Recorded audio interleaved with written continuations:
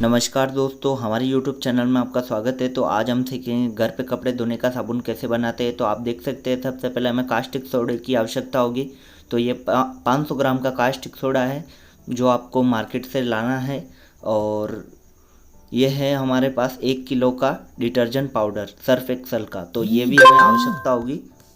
और अब हमें आवश्यकता होगी 2 kg वनस्पति घी, यानी 2 लीटर वनस्पति घी की। तो आप देख सकते हैं ये भी मार्केट से आपको लाना है, इसे डालडा घी भी बोलते हैं। तो इन चीज़ों की आवश्यकता होगी, आप देख लीजिए एक बार। और अब हमें कुछ बर्तनों की आवश्यकता होगी जिसमें हमें साबुन बनाना है। तो सबसे पहले मैंने एक प्लास्टिक की बाल्टी ली है और इसमें हमें टोटल 4 लीटर पानी डालना है, जो कि हम ये देख लीजिए मैं एक ठंडा की बोतल के माध्यम से इसमें पानी डाल रहा हूँ। तो इसे मैं 2 बारी करके इसमें 4 लीटर पानी डाल दूंगा। आप देख सकते हैं बोतल को मैंने ऊपर से थोड़ा खाली रखा है, क्योंकि ये 2.5 लीटर की बोतल होती है, इसलिए मैंने 2-2 लीटर 2 बार करके इसमें पानी डाल दिया है 4 लीटर। तो अब हमने जो 500 ग्राम कास्टिक सोडा लिया है, इसे भी हमें इसमें मिक्स करना है। तो मिक्स करते वक्त हमें कुछ सावधानियों का ध्यान रखना है। हमें हाथों में ग्लव्स पहन लेना है। तो आप देख सकते हैं मैंने ग्लव्स पहन लिए अपने हाथों में और इसे सावधानी पूर्वक इसमें मिलाना है। तो आप देख सकते हैं मैं पानी में कास्टिक सोडा मिला रहा हूँ। आपको ऐसा ना करना है कि आप कास्टिक सोडे में पानी डालो, जो मैं स्टेप बता रहा हूँ उसी प्रकार आपको करना है। और अपने चेहरे को इससे दूर रखना है, क्योंकि इसमें से बहुत गर्म भाप निकलती है जिससे आपका चेहरा और आपकी स्किन झुलस सकती है। तो आपको कुछ सावधानियों की आवश्यकता होगी। तो अब हमें इस घोल को 7 से 8 घंटे ठंडा होने के लिए रख देना है। 7 से 8 घंटे बाद इस घोल को वापस हमें लेना है यूज करने के लिए। तो अब हम इस घोल में डालेंगे डिटर्जेंट पाउडर। जो हमने 1 किलो डिटर्जेंट पाउडर लिया है वो डालना है हमें। तो आप देख सकते हैं मैंने सर्फ एक्सल का डिटर्जेंट पाउडर यूज लिया है, क्योंकि आज हम इस साबुन को रंगीन बनाने वाले हैं। तो आप जैसा कि देख सकते हैं मैंने इसमें डिटर्जेंट पाउडर डाल दिया है 1 किलो, और इसे अच्छी तरह लकड़ी के माध्यम से मिला देना है। तो देख लीजिए अब मैंने एक बर्तन लिया है, स्टील का पात्र। तो इसमें हमने जो घी लिया है वनस्पति घी, इसे अच्छी तरीके से मिला देना है, डाल देना है और इसे गर्म कर लेना है, मतलब पिघला लेना है। तो मैं पिघलाने के लिए रख देता हूँ। और अब हमें 500 ग्राम गेहूं का आटा लेना है।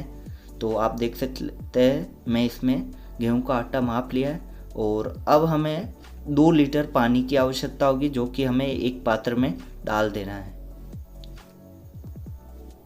जैसा जैसा मैं बता रहा हूँ आपको वैसा वैसा करते जाना है, स्टेप बाय स्टेप। तो जैसे ही मैंने पानी डाल दिया है, इसमें हम अब आटा मिला देंगे, जो हमने 500 ग्राम आटा लिया है गेहूं का। तो इसे अच्छी तरह मिक्स करना है इसमें, आटे को और पानी को। आपको मिक्स करते वक्त कुछ बातों का ध्यान रखना है। इसमें अच्छी तरीके से आटा और पानी मिक्स होना चाहिए, एक रबड़ी टाइप। इसमें किसी भी प्रकार की गुठली नहीं बननी चाहिए।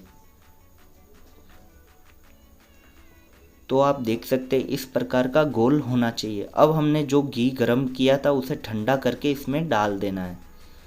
तो जैसे ही हम घी को इस घोल में मिला देंगे तो आपको कुछ इस प्रकार दिखेगा ये घोल।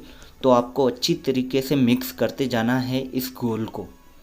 तो जैसा कि वीडियो में जो घोल आपको दिखाई दे रहा है, आपका भी उसी प्रकार का घोल होना चाहिए।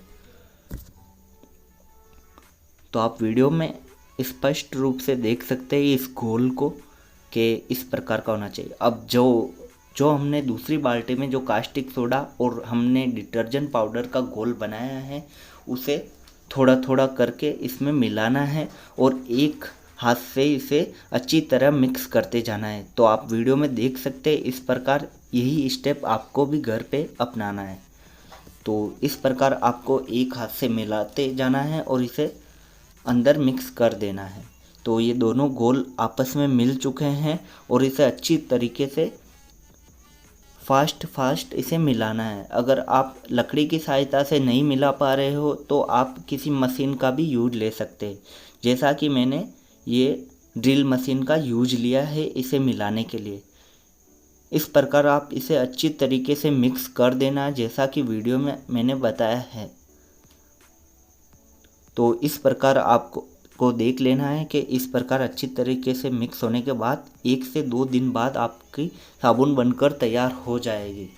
तो आप देख सकते हैं अब आपकी साबुन सूख चुकी है और अब इसे हमें छोटे छोटे पीस में काट लेना है।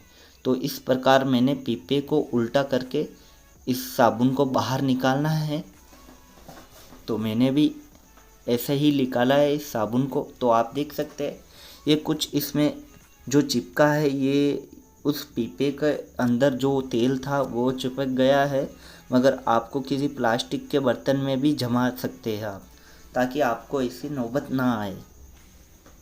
तो इस प्रकार धागे के माध्यम से इसे अच्छी तरीके से छोटे छोटे टुकड़ों में काट लेना है। साबुन को आपको जितनी मात्रा में या जितने आवश्यकता हो साबुन की आकृति की, तो उस आकृति में आपको इसे काट लेना है।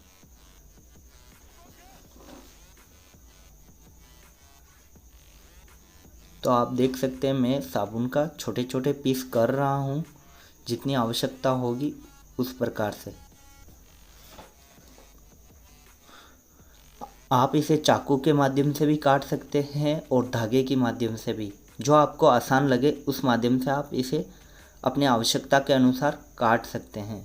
अगर दोस्तों वीडियो अच्छा लगा है तो प्लीज़ वीडियो को भी लाइक कर दीजिए, और आपको किसी भी प्रकार की प्रॉब्लम हो रही है साबुन बनाने में तो डिस्क्रिप्शन में मेरे व्हाट्सएप नंबर दिए हैं, आप मैसेज कर सकते हैं, और कमेंट बॉक्स से भी आप कमेंट कर सकते हैं मुझे, मैं आपके कमेंट का रिप्लाई ज़रूर दूंगा। और दोस्तों अभी आप हमारे चैनल पे नए हैं तो प्लीज़ चैनल को भी सब्सक्राइब कर लें। ऐसे अनेक वीडियो मेरे चैनल पे अपलोडेड हैं जो आप देख सकते हैं साबुन बनाने के। तो आप देख सकते हैं इस प्रकार मैंने साबुन के छोटे छोटे टुकड़े कर लिए हैं आवश्यकता के अनुसार।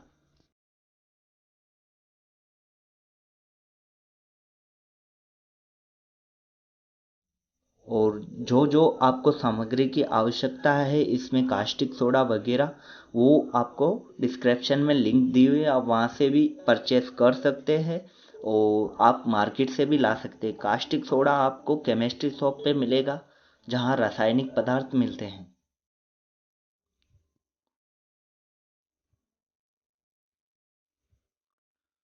और दोस्तों एक बात कहना चाहूँगा, अगर आप एक साबुन बनाते हैं तो आपको ज़्यादा से ज़्यादा प्लास्टिक के बर्तन में ही साबुन बनानी है, ताकि लोहे के बर्तन में इसमें जंग लगने का खतरा होता है, हमारी साबुन पर जंग लग सकता है।